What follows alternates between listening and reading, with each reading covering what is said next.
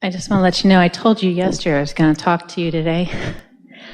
I feel like a whole new world has just opened up for me basically this month, even though over the years since I started listening to you, I'm looking back and seeing how it all worked.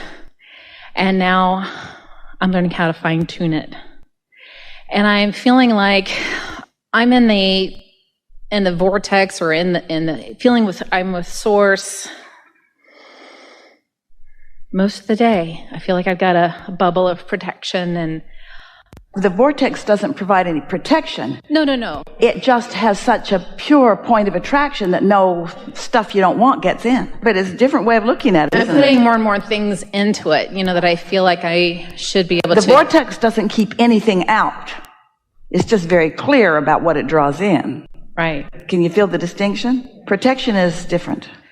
The only thing that, as I look back into my life as how I manifested and how some things I did get things and some things I didn't, but some things I was surprised how I did get them, even though I felt like I had a lot of resistance along with them. If your desire is really, really strong desire overcomes resistance. Strong desire and strong resistance makes for a really tense life. But strong desire can overcome a lot of resistance. It's just a bumpier ride than is necessary. Well, the situation that happened in my life was, and I'm not sure. Want to repeat it? Sure. What it is you want to live it again? No. Then don't talk about it. No, that's not it. I met my twin flame, and I'm still with him. But it was a rough ride. Now we're all like, everything's great. But the ride during the time, it was like we had euphoria, and then we had everybody hating our union because he was younger than I was. And I'm still surprised that we're still going. So what's your question? We had everything. I just want to know, I guess you kind of answered it as far as the desire ended up becoming more important than the resistance. When you get into true alignment with who you are, and then that point of attraction happens, it sort of defies the logic of others who are still making their decisions based upon other criteria. But when you know it, and nothing that they say is going to keep you from moving in the direction of it. And so that's a really strong life experience that lets you know how you feel when you know something's right for you, and how under those conditions, how easy it is for you to disregard what anybody else thinks about it because they just don't know. Yes, but it was also sad, too, because my children didn't like the idea in the beginning, and they're finally like kind of being okay with it. But do you have an active question? If you do, we want to answer it. But our question to you is it satisfying to activate past experiences that were sad? Well, because I had some other recent situations similar to that where I got a new job, but I was really very, very scared to take the job. But then I end up getting it, and it would end up being wonderful. Sometimes you move into action too soon. Esther's knee was bothering her, and it didn't make sense to her. She didn't accept it as something that was permanent, and she didn't appreciate it at all. So she sat with us before meditation and wrote her question to us, and then meditated, and then began receiving. And we said to her, even though you know what you know, you are relying on too much action and not enough thought flow. Yeah, I can see that. Thinking too much. Taking action too soon. Humans, especially those of you who want to be productive and who pride yourself in being productive, you tend to want to take action whether the energy flow is ready or not. And so in some resistance, you still move forward.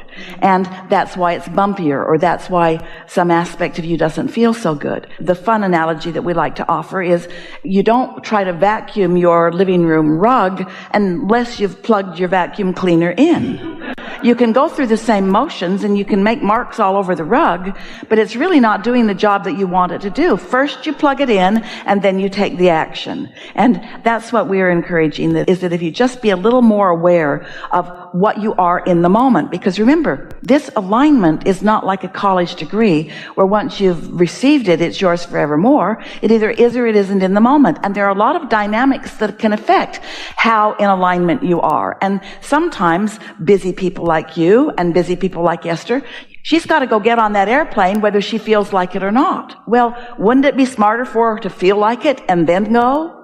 Than to go and then try to feel like it. In other words, so sometimes you go through the paces of your life and you check off the things that you feel responsible to, and you do the stuff that you need to do or that others expect you to do. But if you do that before you've taken the time to selfishly align yourself with your resources and your source, then you feel some bumps along the way. And that's all you're talking about. Yeah, that's what I feel like. Too ready to act before you're really in alignment. That's all. So what would be the best way to get even to more alignment, find the path of least resistance? Just play this game of satisfied, unsatisfied. It'll just tune you right in. It takes care of everything. It really does.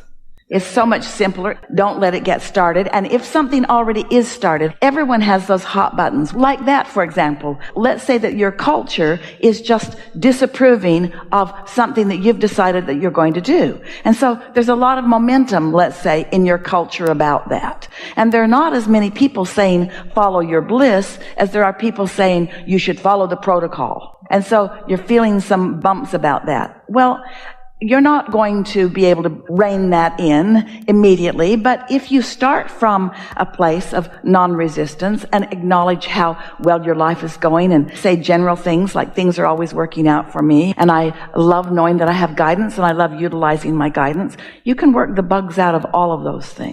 Like, for instance, like the only thing that resistance anymore is his family. So if I just kind of love them and let them understand. See how addicted you are to talking about that?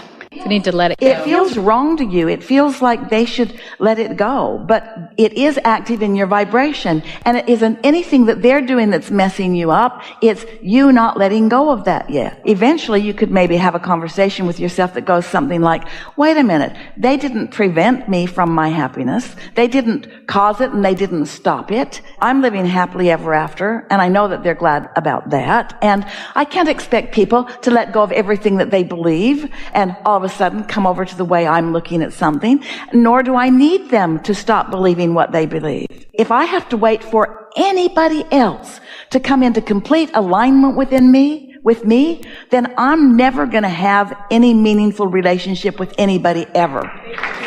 Even my twin flame. Even someone who I believe is my absolute soulmate. We are not in absolute agreement about everything. And if I demanded that we be, we could not be together. So why should I demand something of others? Why do I need anybody to believe anything in order for me to be happy? Because it's never been about me and them. It's always been about me and me. And once I get me and me lined up, then me and them works out just fine. And even if me and them doesn't work out just fine, because me and me is working out so fine, I'm not bothered about me and them not working out just fine. And I'm not unkind to them. I'm not unloving to them. I'm not saying you're not in my club, I'm in another club. I'm just tuned in, tapped in, turned on. And then the best of them comes to me. And if there's nothing in them that's best, then none of them comes. But what's so interesting, human dear hearts, is that you fixate sometimes on aspects of others that you don't like, and then when that part comes to you over and over again, you blame them. Esther has something that she likes to say, if you were just different, you'd be perfect. I think another thing that has helped along that way is when I did tune in to what I wanted, and if there was resistance coming, I would just let it go. Like I followed what I wanted, and I would want it to be with them. But you didn't really. Here's what you were doing. We know this for sure, so just relax and hear this. It'll be really helpful to you. What you just explained to us is what we were talking about earlier, and we're going to speak as if we are you. My desire was so strong that it really didn't matter very much what they were saying. So that's what happened. Your desire just plain dominated. But when you began to focus upon pieces of it, then your desire became less dominant and you began pushing against them a little bit. And that's what causes the bumps. Can you feel the distinction? So now, hear what we've been talking about here today. Feel the difference between relief of letting go of resistance and satisfaction, which really has no satisfaction. And realize that you found relief through the direction of your thought, but now you're ready to find absolute satisfaction. And absolute satisfaction, what it's really about is not giving a rip what anybody else thinks, because they don't know. Because they don't know about me. They don't know about my vortex. They don't know about me in my life. They don't know what I lived. They don't know what I put in my vortex. They don't know what agreements I had coming in. They don't know about me and my relationship with my inner being. They can't possibly make good decisions for me or about me. Why would I expect them to? That's not their job. They can't do that. That's my job. I can do that. And in the absence of you not doing it, then you're mad at them. But in the presence of you doing it, you don't care what they're thinking.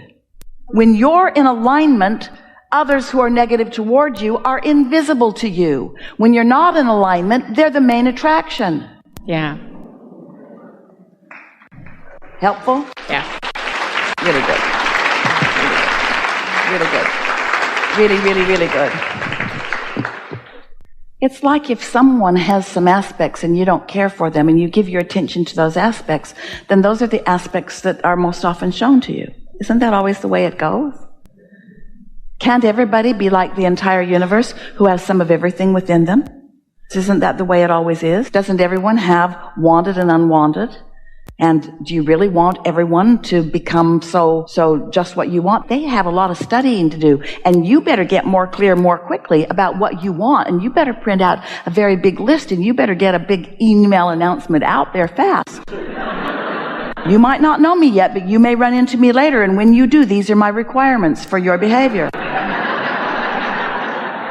And if you will meet those requirements, then when we meet, we're going to have a very good rendezvous. But otherwise, I can't take any credit for how it's going to go. So get ready for me, because here I come. That doesn't work out that well. But if you say, inner being, I seek alignment with you, and I'm looking for satisfaction, and you groom yourself into the powerful, clear, loving being that you are, and you get control of the thoughts that you think, then only that which is a vibrational match to you comes. And if you're getting a mixed bag, then you're thinking a mixed bag. If you're getting some of what you want and some of what you don't want, that means you're thinking about some of all of that. And that's not terrible. That's some step 5 stuff going on. But you see what we're getting at? You do. We think you do.